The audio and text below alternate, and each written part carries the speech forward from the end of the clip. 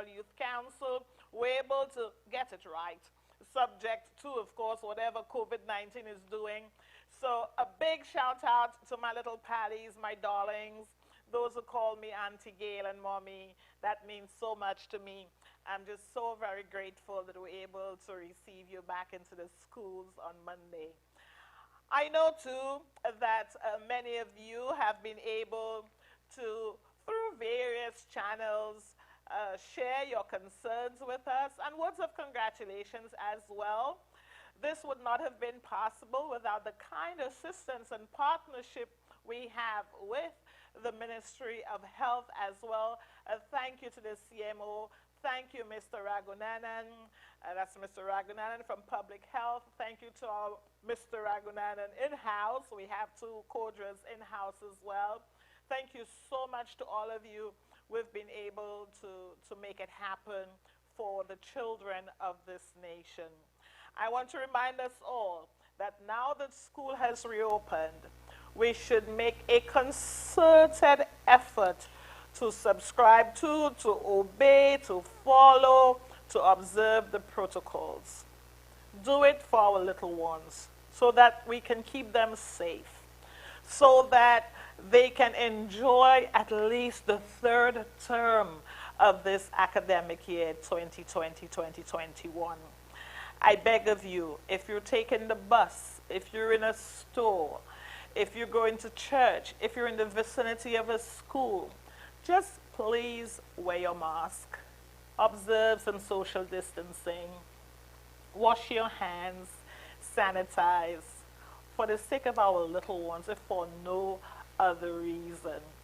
So thank you to all the teachers, the ancillary staff, educators, principals, everybody who worked so hard to ensure that we were in a state of readiness to receive our little ones into their respective schools. Well done, and let's just keep going. COVID is doing its own thing, but we just have to keep on doing what we know that works. So thank you very much. And I know that we have a fantastic video featuring my alma mater, the Miko Primary School. Look at how excited the little ones are about being back in the classroom, back with their teachers who they love so much. And that is the spirit that we inculcate in schools. That is the spirit that we know continues to bring out the best in our little ones, because that is what school is all about. Not only do we ensure that there is instruction and that our children develop some core competencies, it is also a social space. It is also where some of them receive the much needed emotional support. And sadly, there are many who rely on our school feeding program to enjoy a nutritious meal, at least during the week, Monday to Friday. We can cater to their nutritional needs. And thank you to our school support team, our school feeding program, the school transportation program, the corporate unit. They all work together to ensure that we do what is right for our children and that they can continue to enjoy school. School is meant to be enjoyed. It's meant to be fun. We all have very fond memories of our school days. In that regard, therefore, I am so pleased that finally we have started work on the Patience Preschool. You would recall last year, February, if my memory serves me well, that building was gutted by fire, and we had to create a temporary home for them upstairs, the Monipo Community Center, and they've been housed there for the past year. But thank goodness this week we were able to begin the reconstruction of the Patience Preschool, and I'm hoping that in quick time it will be suitable for receiving our little ones back into their original home. I want to thank the teachers, the administrator, the parents, the neighbors, all those people who've come together to ensure that there was minimum disruption to the education and care of the little ones who attend the Patience Preschool. Thank you so very much. I remember assisting with what we call teaching aid, drawing the letters, painting, coloring, ensuring that the crayon does not go past the mark. These are very, very important skills. And so I really want to say that we have finally started, and we have every confidence that that school will be ready to receive our little ones very soon. I've also come to appreciate the kind of excitement that surrounds the reopening of school, as you will see shortly. Oh, that looks fantastic. Look at the men hard at work on the Patience preschool. And I know that it will be a work of art and that our residents will be very proud of it. If I may again introduce the video showcasing our Mikud Primary School students who are so delighted to be back in school on Monday. You can see the energy, you can hear it in their voices, you can tell that they have missed school. Yeah, but when we were little, we all missed school. We always found, you know, the 7-week summer break was a bit long. We always wanted to be back with our peers, playing in school. So you can well imagine how they feel as well. So all of this is to showcase what it means to us. We understand that school is more than just formal learning, formal instruction. We recognize the other aspects of school, the other functions that school can play in one's life. And one of the things that I'm very confident of is that our children will follow the protocols. They have been. In fact, they're they're among the most obedient. They're among the citizens who really have, in effect, taught us just what to do. Because when a child says to you, Auntie so-and-so says, and the teacher says, Miss Paul says that this is what you have to do, they follow it to a T. And that is why we continue to encourage them to do the right thing in school. And I pray that the adults will follow suit as well. Having said that, therefore, let me pray for a safe term. I pray that the good Lord will protect our students, teachers, and ancillary staff, that there will be no ugly incidents, that we will have safe passage through to the end of the term. We pray that COVID-19 will disappear, that even if it were to linger a bit longer, that we would have built more resilience as a people, as a nation, as a country, and that the vaccination too would have done its bit in protecting us and shielding us from the ravages of COVID-19. So, as with everything that we do, we offer it all up to the good Lord Almighty, and I pray for the well-being of our students, educators, and ancillary staff. We pray also for the bus drivers who take them to and from school, for commuters, for motorists. Let's pray that we have a very, very good term, and at the end of it all, we can celebrate a successful term, notwithstanding COVID-19 and all that it connotes. At this time, we'll take a short break, and I want to again thank you for joining me this evening. Do stay with us as we have some more in store for you. And I know there's been a lot of conversation about the market in the village and what ought to happen with it. And people have different perspectives as to what we should do next.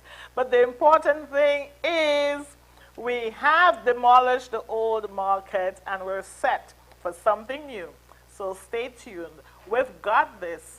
Let's talk with Aunty Gale.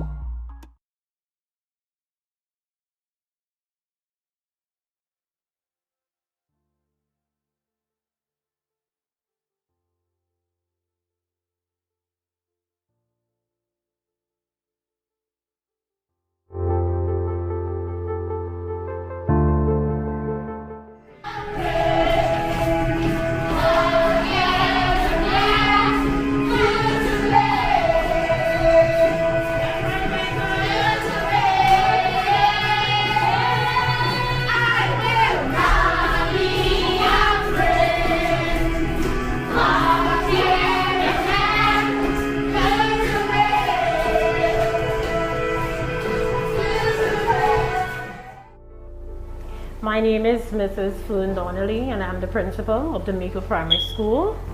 Today was day one, although it seems like we never really left because we've been working continuously from January to ensure that whenever our students would return face to face, it would be a memorable day. And today I'm really pleased, I'm really elated to say that it really was a peaceful day. It was a great day. We did spend quite a bit of time putting together the day's program. And even if with the protocols it meant that we couldn't bring 400 kids together in one physical location to do the same thing, instead what we did was to take the same thing and to break it up into as many little groups as possible and present it to all of our little groups. And so irrespective of which grouping the students were in today, there was some level of standardization with regards to the psychosocial day. We had a whole day of activities. It started off with a spiritual morning. And so we had our devotions and the scripture reading for the week, for the year. And just to get us into a right frame for the year. And so we continued right through, and it really, really was a great day. I'm really pleased that the students were very excited to be here. They came wearing their masks. They didn't really need so much reminding in terms of having to wash and sanitize their hands, and for that we were grateful. We still have to remind them though to keep their 3 feet apart, because as children, as humans, we have the tendency to show love and to cling and to, want to just show each other how much we miss them. And so this has been a little bit of a challenge for us, but we'll take it one day at a time, and we have no doubt that our students will be true to who they are. After all, our school motto is success comes through effort, and we will continue to put into the effort, not just in terms of getting them psychologically ready for school, but in terms of working assiduously to bridge the gap in terms of all the learning loss we have suffered over the different periods of the virtual learning over the past few months. So today, a great day, great start off to day one, and so we look forward to day 2 and the rest of the term.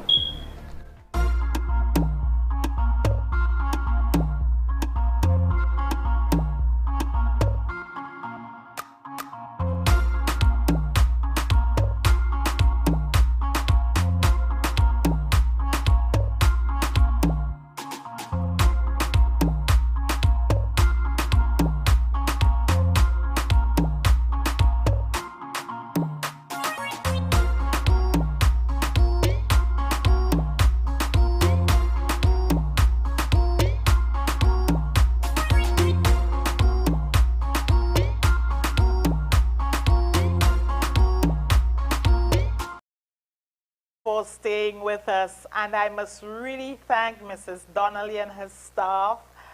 I saw Mr. Frederick, Mrs. Polius, Mrs. LeBon still looks younger each day. Thank you so much. You are the pillars of the Miko Primary School. Thank you for all that you do. Now on to the Miko Market.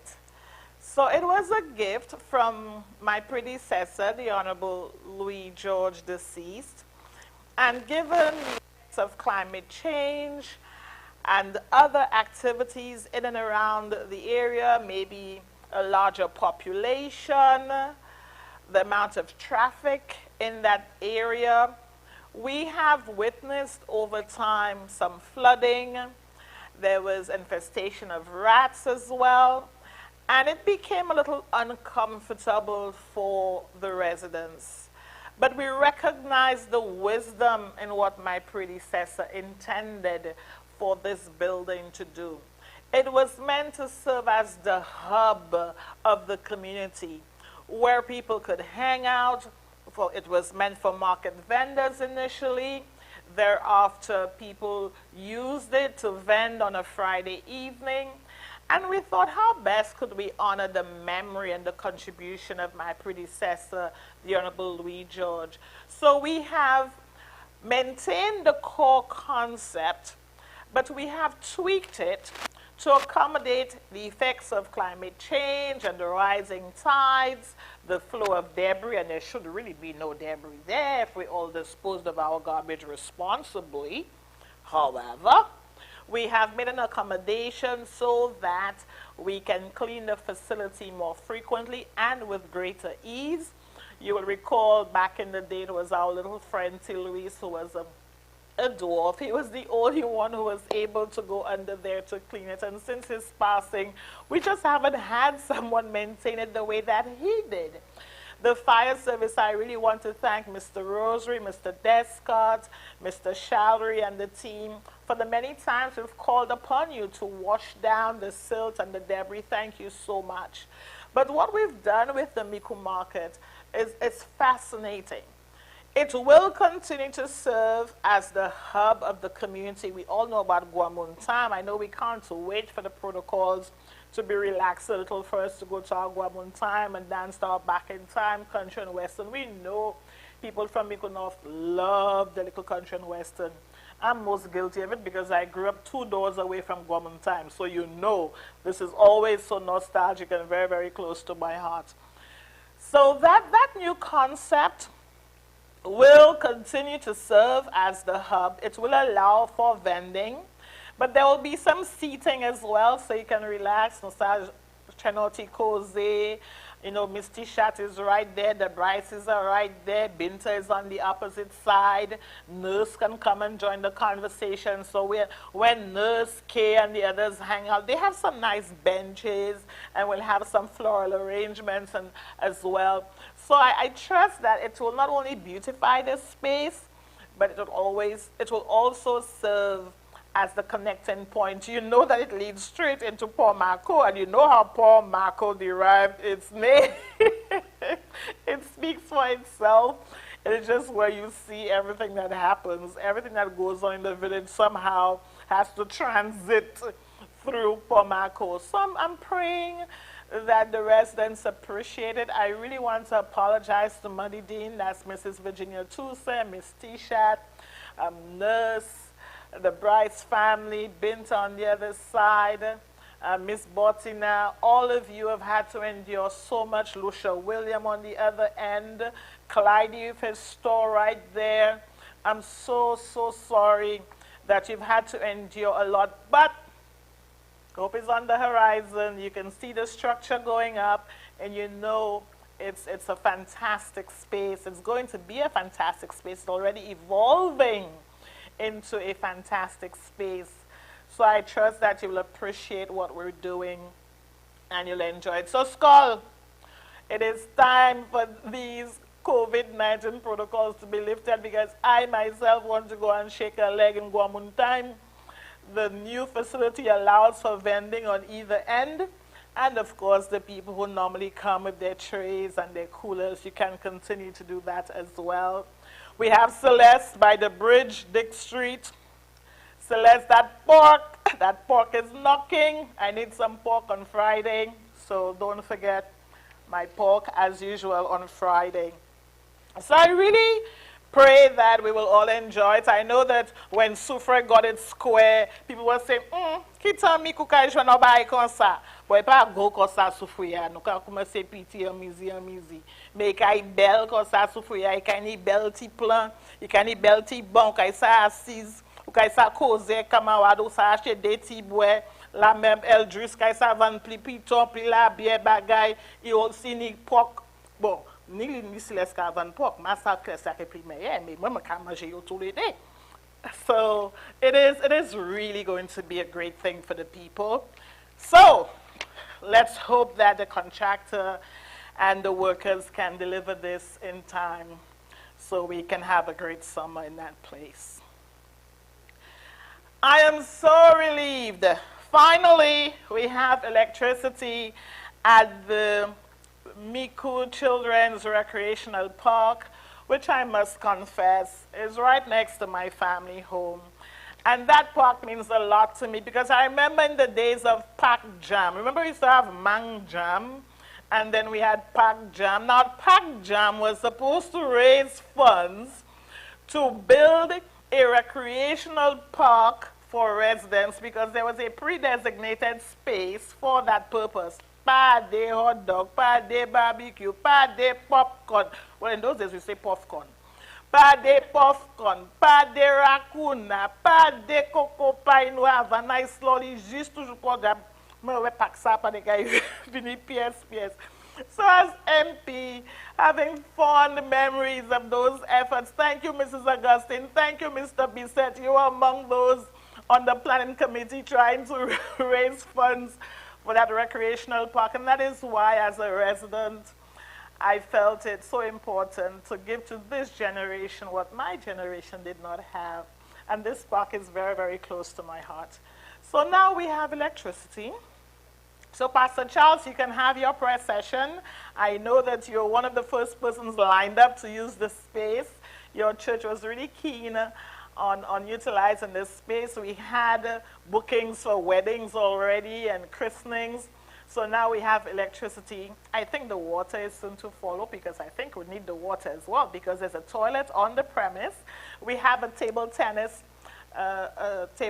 facility as well. For those of you who love to play table tennis, you know, you can hit the ball. Just ensure it does not go into neighbor's yard because he's not always there. So I don't know how you're going to retrieve that ball. But Mr. Burke, if you wake up one day and see measly tennis balls in your yard, just collect them and return them to my office so the children can have them to play with again. So finally, we have electricity at the Miku Children's Recreational Park. We have the tennis board there for table tennis, and the water is soon to follow. Teacher Julie, you've promised me you're going to get the water done. Thank you so much for seeing to it that we got electricity. Because, of course, Teacher Joni's Park in Monport has everything. They have water, they have electricity, they have gazebo. That's where we keep the Christmas carols. We were able to use this space for the first dose or implementation phase of the vaccination. So it was high time that the Miku Recreational Park get its electricity. But Glock Avenue too sweet, but Mr. Wasco, wherever Mr. Wasco is, Baba Mwetwaka, last Monday for Glow Salad. So when we, who knows, maybe next Tuesday I can announce that we do have water at the Children's Recreational Park as well. And I must say, even though it took us a little while to get the electricity, still many residents use that space. Their children playing there, people sit there to cozy. There are other people who come there for some curious reasons. They look as if, you know, they're planning a wedding or something. So now that we have lights, we can see everything that's going on there, and everyone is welcome to use this space.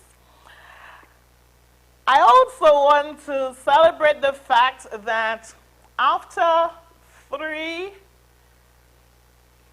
phases of rehabilitation of the Patience Court, we have now remarked the court. I did indicate that the most concerning thing about the Patience Court was the electrical problem that we had there, which we rectified a couple of years ago.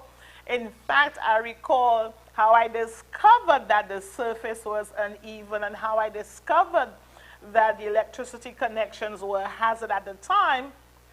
It was when I had launched the Gale Rigobat netball tournaments, and I wanted to ensure that we could host matches on the 2 courts, and that the Miku court, in a sense, had passed, but the Patience court was not suitable for safe use by players, and that is what triggered the various phases of rehabilitation, and most importantly, the rectification of the electrical problem that we had there. So I want to thank the Ministry of Youth and Sports. I want to thank young Mr. Robinson, who came into my office to have a chit-chat about the marking on the courts, and he wanted to see that happen. So not only have we marked the courts, we do have the basketball and netball rims in production, and as soon as these will have been completed, we will erect them in their rightful place so that you can jump, you can say lovely when the girls are jumping and shooting their goals, and we can see some more activity on that space. We will take a short break again, and I pray that you will stay with us as we have some more exciting news to share with you. And I trust that you've been enjoying the show thus far. You will have the opportunity to send in your comments to 519-4726. Now, Miss Helen Lewis, I know you might be one of the first people to send a comment. 519-4726. She calls me every week. She prays for me, and she's forever grateful for that new road. So thank you, Miss Helen Lewis, for your many calls, for your prayers, and you do know I care about you too. We'll take a short break now, and when we return, we shall speak about the St. Mary Road, La Pointe Road, and of course, the Monipo Road.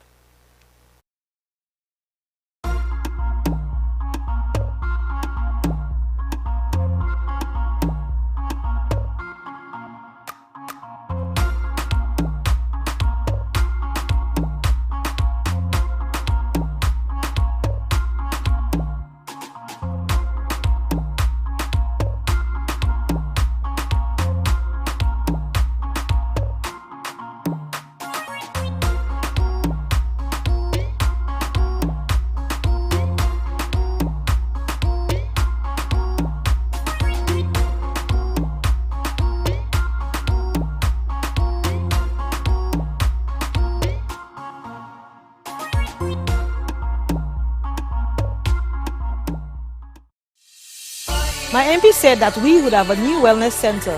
Here we are. It's almost finished. My community said we needed a new wing to our secondary school. And my MP said yes. My sister said she needed help to find a job, so my MP created a job fair. Our athlete said we needed better sporting facilities. A new early childhood development center. My neighbors said. My sister said. The children said. Community said. Roads and a new park. And my MP said. Yes. Yes. Yes. Of course. Nous tous, c'est yon famille en Micoud Nord. Et nous continuons pour faire progrès avec Aunty Gale.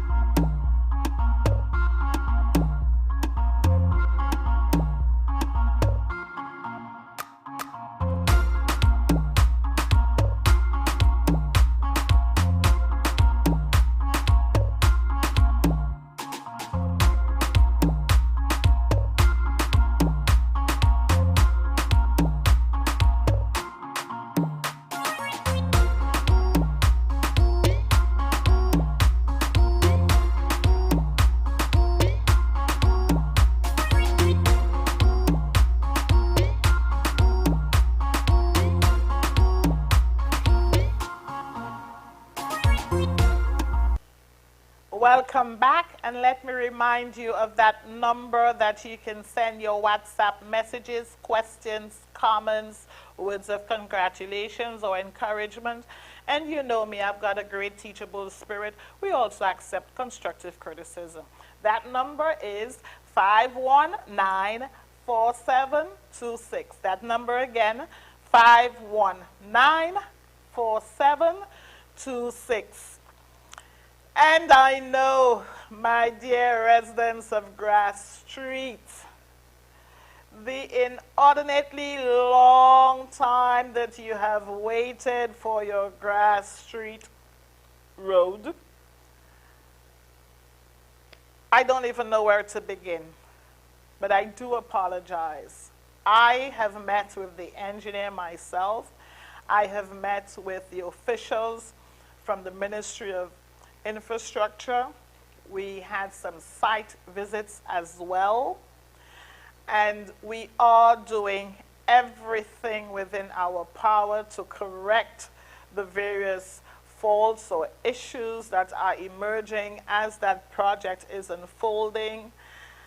And voter di bon Dieu, moi vle di, an di antile 20 pour chime sa, because voter mark up one PS. I am really sorry for the inconvenience. I know at the last community meeting, the Laura family, I know you expressed your concerns. We spoke to so many residents there. Miss, I'll not call your name, because I know if I come to the Monipo Pastor School, say you call my name on television. But you know who you are, and I'm just so very sorry, but we are working very, very hard to complete that road. maybe it is a bit of a blessing that the Lapwet and Monipo roads are going to be what we call tarmac, black pitch, not concrete. Looks like the concrete roads have more technicalities to them. Back up one PS engineer, Neo NG5. At the end of the day, it would appear that we have a greater or better record with the other roads. So I really, really hope. Gale, please don't send me another note. I'm really trying.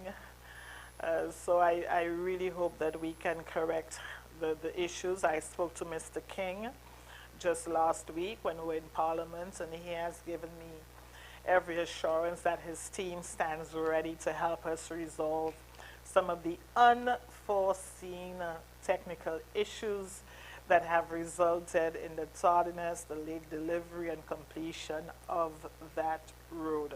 I really do beg your pardon and pray that in short order we will see the completion of that road. I know too that you've had some water problems, and today Wasco shared with me some of their posters regarding the conservation of water during the dry season, because we are effectively still in the dry season, so to speak, and the challenges that they've had have been further compounded by what's happening with ash, what happened last week with the heavy rainfall, curiously, and also their routine maintenance or valving, like they mentioned in the WhatsApp message they shared with me. So I'm hoping that these matters will be resolved in short order and your water woes will come to an end shortly. So in this order, Grass Street, Lapwet, Monipo, thank goodness. I know my colleague Mr. King had asked me whether it is I did not trust him when I had started the St. Mary Road. And I said, yes, I trust you, but I had promised the people that immediately upon assuming office, I would do something on that road. So that is why we started the St. Mary Road. We've done it in phases. And of course, the completion of that road is set to happen after Grass Street, Monipo, and Lapwet. So you have been programmed, well, the road rather has been programmed for construction. And I'm just so relieved that at least I had taken a leap of faith and had started the construction of that road using CDP, Constituency Development Program funds, or what we call Taiwanese funds, to touch up the road, to rehabilitate in certain portions, and in other areas to build a completely new piece of concrete, like we would say. I remember that Christmas seeing children in their skateboards, like, oh my God, it looked pretty dangerous, but you know, I guess when you really gift a new road to a community, they will use it as they see fit. But let's always remember the safety of all when we use the roads. You would have heard in the last week's budget debate that my colleague, Mr. Ezekiel Joseph, MP for Babonneau, he would have referenced the Miku Jetty again. And that is mere weeks after meeting with the fisher folk by the sea, by the cemetery next to Go Bake Shop, right there in the village. And he and his officials gave us the assurance that we will be getting that jetty. So I want to say to the fishermen, the contract has been signed. We will be getting the jetty, fabricated or built overseas and then shipped to us. And so I'm hoping that we will see the jetty come to life, because that's what the fishermen said to me. And the check, I say, the jetty is coming, the jetty is coming, the jetty is coming. It is coming, and it will come this time, because like I did indicate at the last meeting that we had, in terms of process and project implementation, this is the farthest that we have come with respect to that Miku jetty. And some of you know the story even better than I do. The number of times that that jetty was promised to the fishermen and somehow taken away. But this time it appears that we are getting a jetty. And trust me, with me as your rep, I will continue to agitate and see to it that the government, the technocrats, honor the terms of the contract and deliver that jetty to the Miku fishermen. It is not going anywhere as obtained or happened in the past. So I give you my word on that. I know you've been very, very patient. I know that, you know, wading through the Sargassum is not easy. You've even gone as far in some cases as building your own makeshift jetty. But I can assure you that we are committed to delivering that jetty. We will take a short break now, and we've got a little surprise for you, and I do hope you enjoy the surprise. Do stay with us. Let me remind you that that number you can send a WhatsApp message to is 519-4726.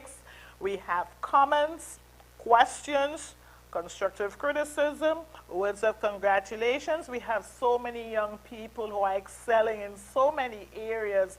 Don't hesitate to give them a shout out if you want to celebrate with them, if you wish to congratulate them. That's why we're here. See you when we get back.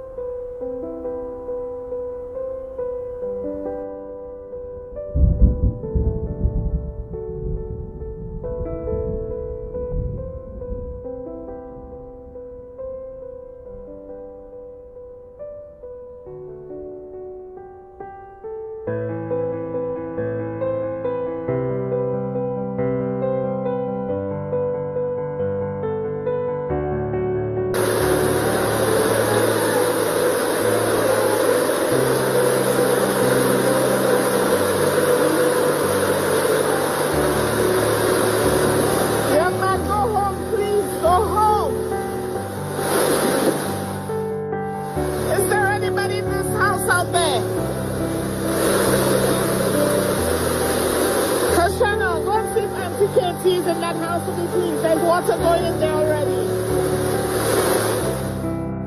Are you staying there or do you want to come out? You want to get out? Okay, we've already called the fire service.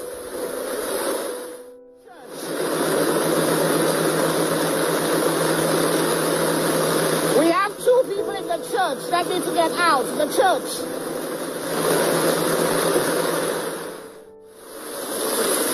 We need to get the people in the church out of the church. I think we have 2 people in the church who need to get out. So the fire service has already gone. Yes. But then, so, where is the Englishman who lives there? He's still in that house? Does he feel safe there? Last time he got flooded.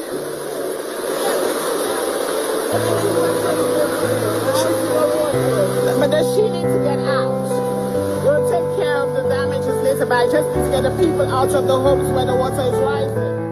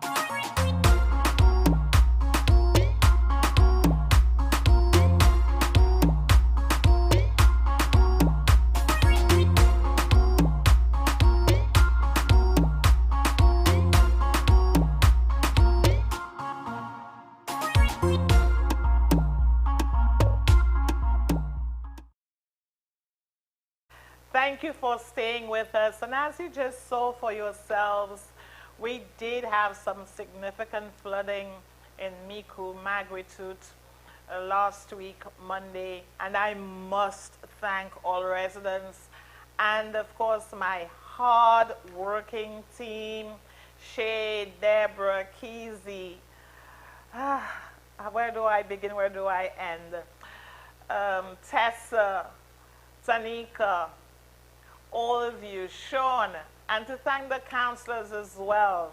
To thank Craig Emmanuel, who was able to oversee what was happening in magnitude, along with militia, who was able to mobilize members from the community to organize the cleanup. Thank you so much to all of you. In the village of Micoud, I want to thank the fire service and other people who came to help with the desilting. We have discussed this at a higher level regarding a more permanent solution to the magnitude problem. Yes, Craig Emmanuel, I know. Yes, we know. And we will continue to mobilize the necessary funds to get a more permanent fix to this problem. We cannot have our people subjected to this. Yes, the desilting worked to some extent, but every day that it floods is one day too many. We should not have any flooding at all, as is humanly possible. If we can avert it, then we should.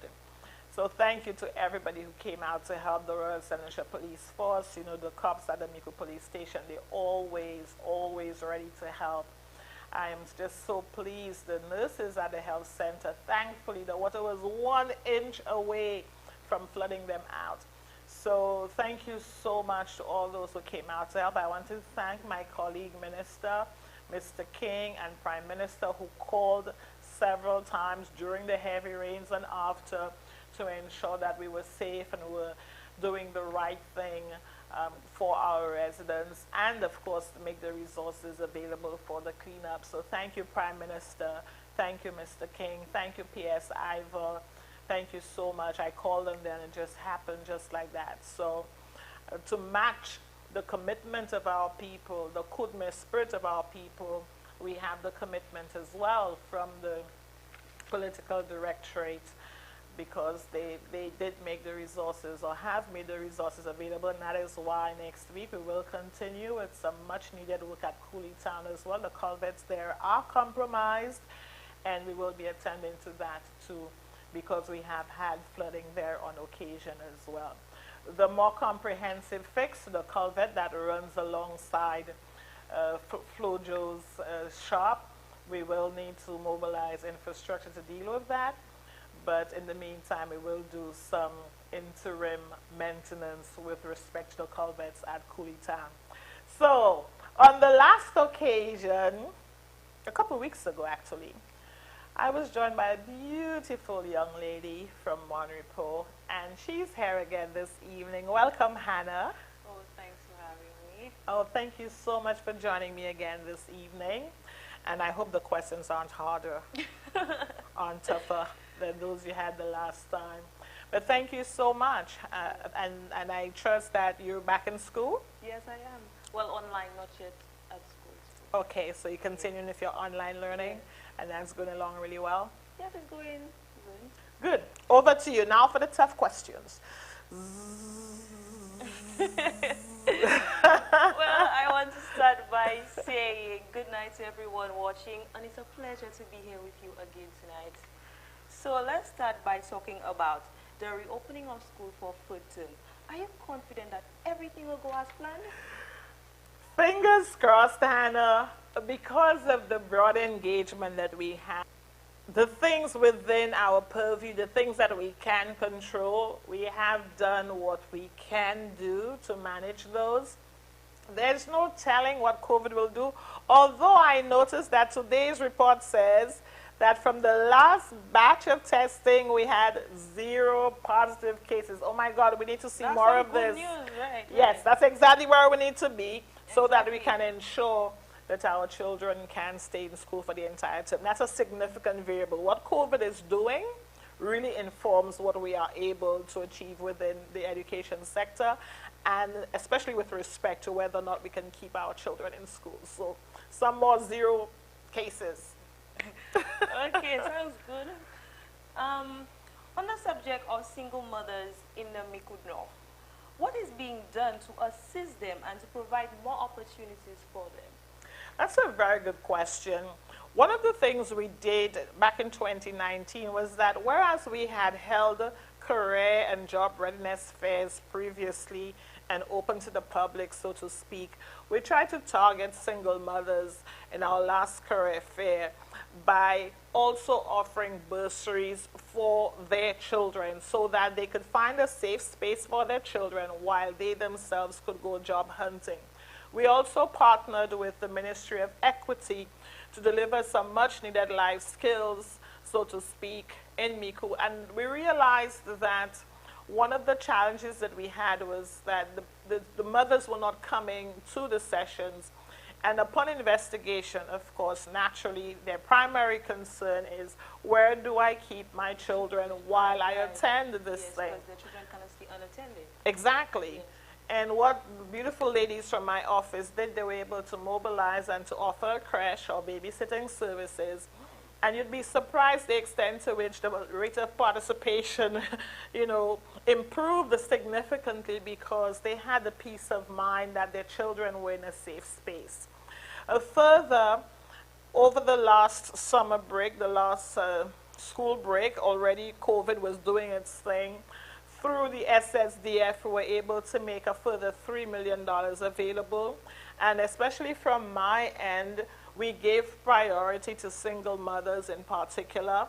And in fact, there's a beautiful young lady who I met at a store recently who asked me whether there would be whether there will be a similar offering next summer. And I'd like to say yes, because we recognize there's a significant need in that regard. We have also done some upskilling or retooling courses through Coursera or through Sky that is done via the NELU unit of the Ministry of Education, again with single mothers in mind, making the appropriate accommodation. The new project that we've just signed on with the World Bank, the Human Capital Resilience Project, which has a strong focus on TVET. In fact, when we had attended that meeting at the World Bank in Washington, D.C., one of the things that we emphasized was that we would want to cater for single mothers and ensure that there is an accommodation made for their children while they attend those courses, and also to give them a stipend. So that was really discussing the architecture, and I'm hoping that in the rollout of that program, we can continue to offer that facility to our single mothers in particular. Yes, so like you said, you want to continue it for the summer. When with COVID, will these courses be strictly online, or will it be face-to-face? What will be happening? The Coursera courses were largely online. The Sky, we had reason to go online, and one of the things that we realized was that the subscription rate was low because, of course, mature students, as we like to refer to them as, mature students don't always have the technical or digital competency to leverage the use of a device, so we had to make an accommodation for them as well so that they could continue to follow their courses online. And even many of the facilitators themselves had to be reskilled, so to speak, so as to allow for them to use the various teaching platforms to deliver the various Sky programs. In fact, incidentally, I had a conversation with Monroe just today, and we are hoping to expand that offering as well, and you can stay tuned. You'll hear more about it between May and June. Okay, sounds interesting. I hope the single mothers take advantage of this I opportunity. really hope they do. And like I said, when I was with Dove and Noah Seas last night, as a young person, as a single mother, as a mature adult, as an ex-con, at any point in your life, you can decide I'm making a shift. I'm changing gears. I am going to move along another trajectory. I want better for myself.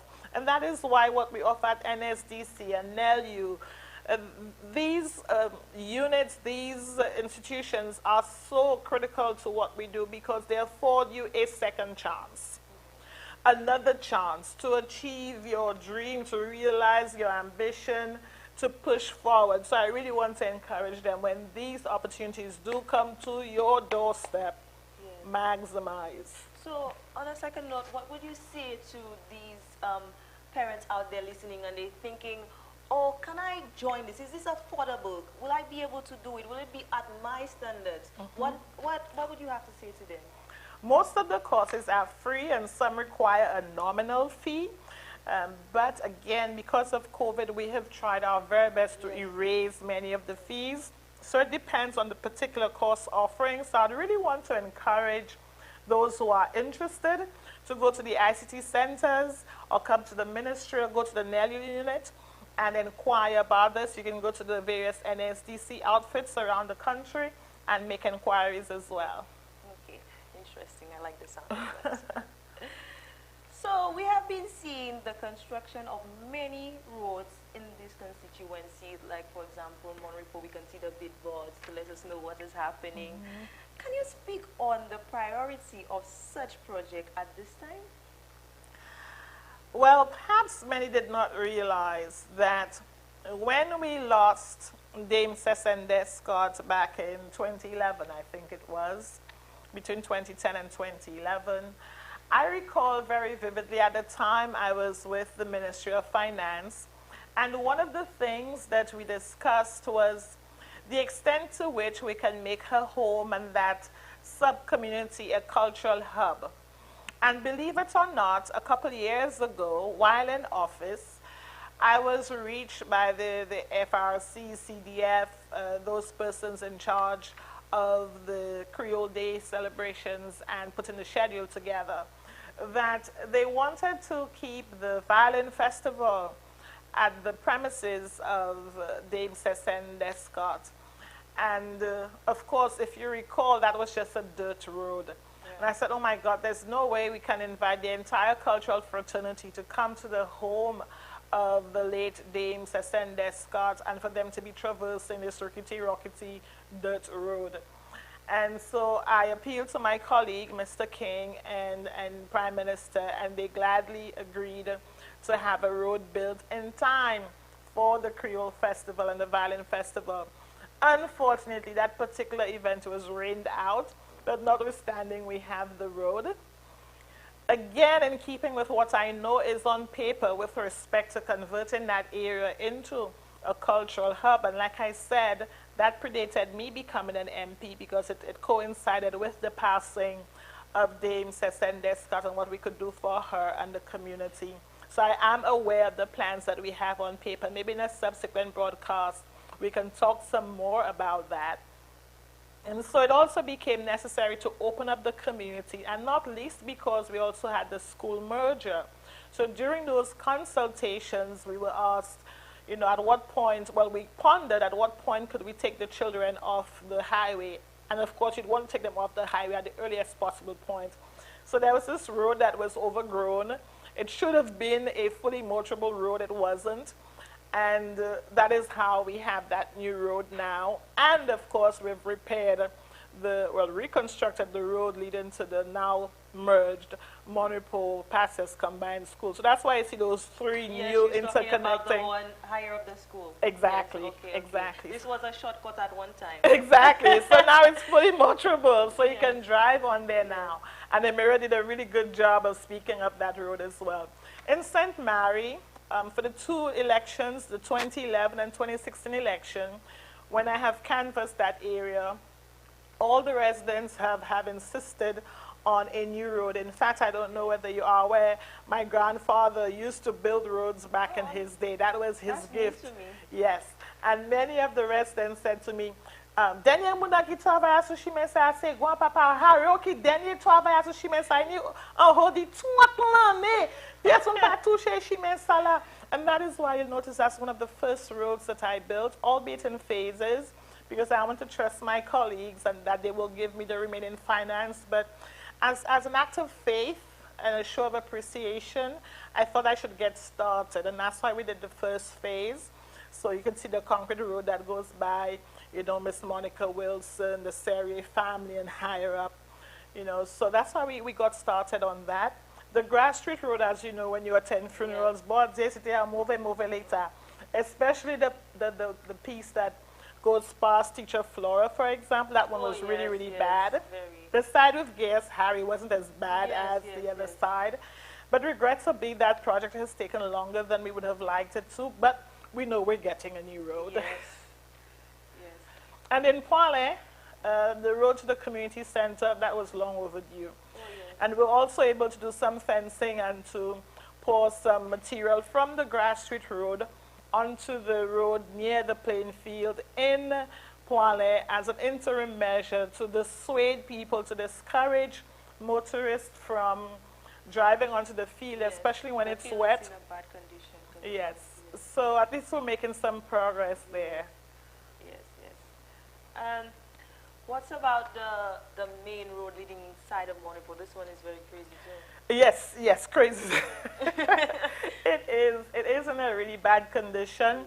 I spoke to Mr. Dahe myself, and he has indicated that he'll be starting shortly.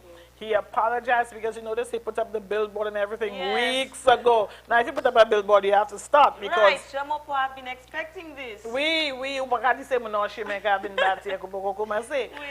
I really pray that he can really begin ASAP. Yes. I hope that is good news to the Jamopo. Fingers crossed. Do you think that this has stimulated employment in Micoud North? Absolutely, and that is why, if you listen to my presentation in Parliament last week, I did say that when you build a road, it's not just about motorability and passability, but that really you really want to open up economic spaces. So, for example, not only are you saving motorists on the cost of replacing vehicle parts, as for example, Brother Bonaventure and Mr. Favre, Lynch Favre, and the others who live on that new road I built there in Monopole will tell you. I mean, they've been having to change vehicle parts so frequently because the road was so bad. So, you know, it affords them easy passage to and from their farms. When they come home, they don't have to go through another rickety road to get to their homes. Next to the cemetery in Micoud, there are some young ladies along the Escaptain side who have been able to, some of them had shops already, but others can see new bloom in their business because more motorists are driving past there. So now you can really stop by Karen for some hot bread on a Saturday morning. So, you know, had you not had that level of and it will take traffic, less time to get to their destination. Exactly. So now people can really enjoy the economic benefit to be had. And of course, as you mentioned, employment and working on the roads themselves. So you can see the pictures of the young guys doing their thing, you know, mixing cement. And some of them also learn to trade, so they've been able to graduate from laborer to mason, you know, because they've done one or two roads in the community. So I'm really grateful for that. Apparently we have some questions, Hannah. Oh, okay. Let's see. There we go. Good night, Dr. Rigobert. What plans do you have for the feeder roads in Micoud North? in particular Pelouge Road in Poilin. Furthermore, I am yet to have the plans or opportunities for growth for young persons of the constituency. Can you please share some light on this? And one more question. If you were to serve another term as Minister of Education, how do you intend to improve the sector? My God, we've got a lot in there. So this person must have been a fly on the wall at the meeting that I held this morning when we're going through the new projects that we have under the CDP program, or easily known as a Taiwanese program, the T-Canal program, so to speak. So we will be using some resources from that program to bring some relief to the farmers. But I recognize that notwithstanding the work that we had done in Rayo and Pelouge and some of the other farm roads in Mahu and Despointes, because of the heavy rains we had last year and 2 years ago, some of these have been washed away and they've been further deteriorated. So what I have discussed with the Minister for Agriculture is a more comprehensive and sustainable fix, not just a patch. So I would love for us to really do something more stable, more sustainable, more weather resilient, I think is what I'm looking for, more climate resilient. And again, too, with the vehicles, they go off the road. When it's wet, when the road is wet too, it can cause damage to the road. So we need something that's more, you know? Exactly, more sturdy. The other question, plans for the youth. I really want to encourage you to continue to tune in, because every Tuesday we talk about what we have in store. As I said yesterday when I was with Dev and overseas, we have scholarships, and I just said to Hannah, we have Sky, through NELU, NSDC, we have the Coursera programs, we have other programs that we sometimes host through the ICT Access Centers, which are called, Innovation and Job Readiness Centers, for good reason, because we want to use them for that purpose. So certainly, and of course, like I said, incidentally, I just got off the phone with Monroe College today, again, to create more opportunity in the way that we did for the hospitality sector, but we will be looking at other sectors, so stay tuned. Like I said, these will be rolling out end of May into June, and maybe on Tuesday I'll share some of the subject areas with you, but we will be looking at some new subject areas through Monroe College and their Sky program. Additionally, how do you intend to improve the sector? Wow. Prime Minister, when he had asked me to become Minister of Education, said he wanted a revolution. Little did I know what that really meant.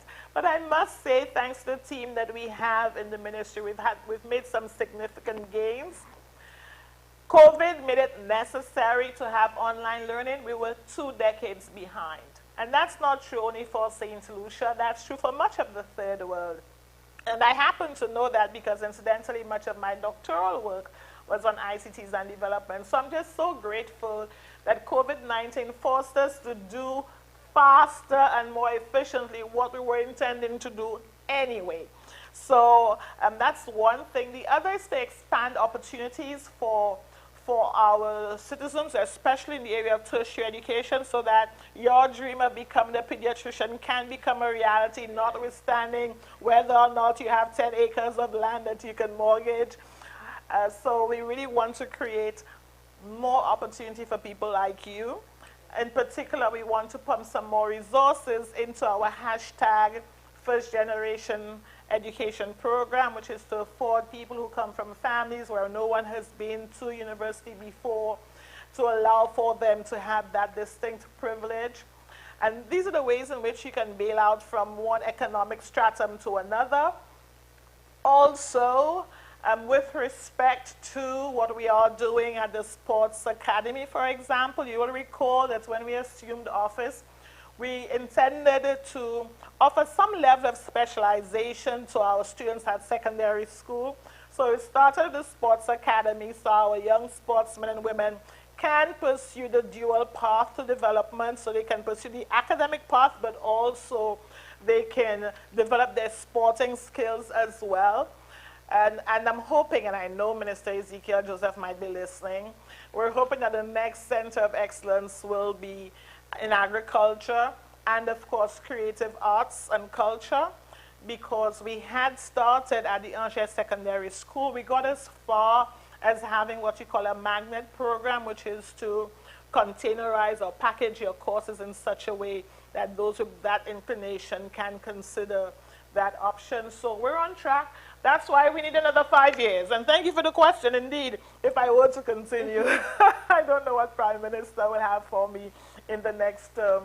But the good thing is you've got a fantastic team at the ministry. Whether Prime Minister chooses another minister for education, the vision is a shared vision, the mission is a shared mission, and I know that they will bring to fruition some of what we have already articulated. Would you like me to take another question in the interim? Good. Oh, the jetty. Oh, wait. The jetty has come up several times. My dear fishermen, you know the jetty means just as much to me as it means to you. So I give you my word. Now, Minister Ezekiel Joseph, you see the number of people on here who are asking me about the jetty. We've got to deliver. P.S. I'm counting on you. Miss Peter, I'm counting on you. All the fantastic people in the fisheries department, and they've been very good to our fishermen. Mr. Hardin, who is the local fisheries officer for Kwale and Miku. He's very well-intended, very smart young man. He's actually pursuing a PhD as well. So very, very intelligent young man who really does have the interests of the fishermen at heart. Good evening, Minister for Education. Yesterday and today, the kids have not been to school for the past months. Okay, good evening, Minister for Education. Why is it that the PI secondary school is now under sanitization, now that our children have had to return for the past 2 days? I think the question is really asking why it appeared that there was a slight delay at PI secondary school with respect to its state of readiness.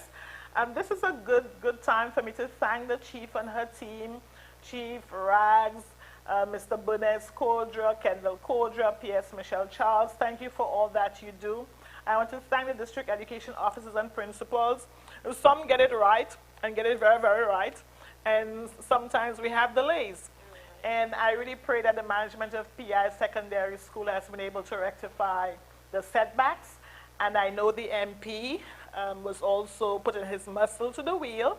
That's MP Bradley Felix, to help to resolve whatever challenges that Madam Principal was having at PI Secondary School. Thanks for that question. So back to you. So what are some of the other projects expected to come up on stream soon in Mikutno? Wow, that's a big question. So you want me to, in effect, reveal the constituency manifesto tonight? Please reveal it. We are excited. Okay, so this is all the more reason for you to tune in next week, because then I'll be answering Hannah's question in full as to what I'll be doing in the areas of culture. I've already hinted at some of it. What I'll be doing for single mothers, I will continue to do what I've been doing with respect to bursaries and support for them in terms of retooling and upskilling, but there's some more of that in the making. Hannah, you'd want to hear some more about our plans for heritage and village tourism, so you'll be back here to hear about that. Certainly to afford more of our young sportsmen and women the opportunity to perform internationally, to compete internationally, I think it's a better phrase. We have had some persons who were able to play cricket. We have had female cricketers who've gone to Canada. We've had footballers who've tried out in some European countries. We have some like Sean who's set to go on trial very soon. So I want to make more of those opportunities available because we have so much talent. I mean, we boast of Darren Sammy, Indiga, and Gary Mathrin from Grass Street. We have Craig Emmanuel, who did a fantastic job as well and continues to give so much as a council member. We have Noki Avenue named after Zephrinus. So we've got so many fantastic sportsmen and women here. And we have some great entrepreneurs as well. We want to give them the opportunity. So that's just a foretaste of what will be talking about next Tuesday. We've got this. Let's talk with Aunty Gale. Stay tuned next Tuesday for the constituency manifesto and what's in there. We've got to wear our mask. Oh my God, where's your mask?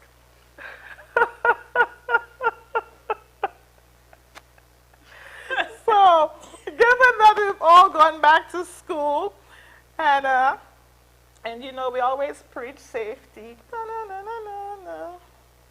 Is that an Aunty Gale mask? It is. Oh, cool.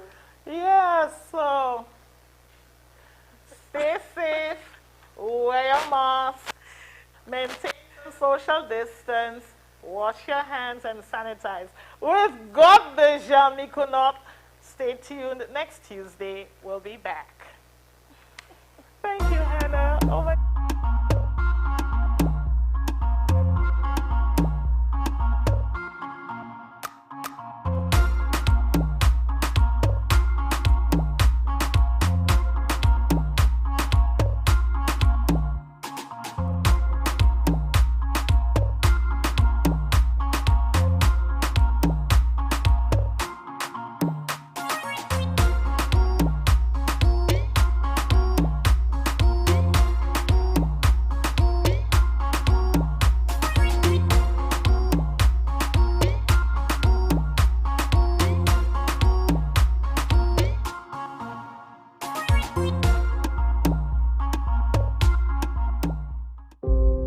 I am she, I am he, I am me, I am we, mwen se no tout. As sure as the morning sun will blanket and then engulf the hills and the valleys, I know I will persevere. I always have and I always will. Paski ala would say che and hat is me that have that. For decades, I have awoken early. With the morning sun on my brow, I have collected my things, my tea, my cat clue and my fork. Me and my sons, my daughters, my dog and my mite. And we have walked. We have walked and we have run. We run the many miles it took to reach that place where the soil was rich. That place where we were to plant. That place where what we plant would grow. I know the smell of that earth all too well. I know the feel of that earth, for I am that earth. Well, I'm a farmer. I've been a farmer for the longest while. I was an extension officer. The fact that I'm growing food to supply the nation, to give the people around, that alone makes me feel very good about the farming. That fertile fortress from whose bosom we have filled our bellies. We have peddled it too. We sold it. Green, golden and grand, beautiful and majestic in the midday sun. For perhaps always see, you work the land on which you are born, and that is how you grow. And grow we did. He, she, me, no toot. Right behind me there, where I'm sitting there, is the press. That's where after you harvest the cassava, you grit it. You press it, you put it in a bag, so you have that process, you press it. And after it is pressed, you take it to the house where you sift it. You have a sifter where you sift it fine, and then you put it in the caron. That's the platin, that's what we use to make the furring. Mama told me ever since when that life is neither predictable nor always rosy. So, as the green faded and the roads lay forgotten, I lifted my eyes to the east, for I still can see. I see the sea beautiful. It is purple, golden, green, fish and simos? Simos, yes. Healthy, hearty, handy, just in time too, because it will go well with my chocolate that I with my own hands learn how to make from my own cocoa. I will pursue them. I will endeavor. I will not stop, because I will persevere, and I will grow. Nutut, she, he, me, we. And all the while I keep singing.